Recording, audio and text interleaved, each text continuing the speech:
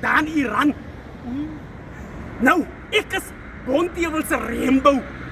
Ek is besig om my te prepare as die oorlog Suid-Afrika toe kom. Ek moet mos daarom my familie beskerm. Boeta Salis, Ah, jy het weer nie jou pille gevat vanoggend nie. Hy ook maar. die Palestyn, hy dink seker hy's kwaai. Ek jag sommer nog 'n paar koele agter in jou rug.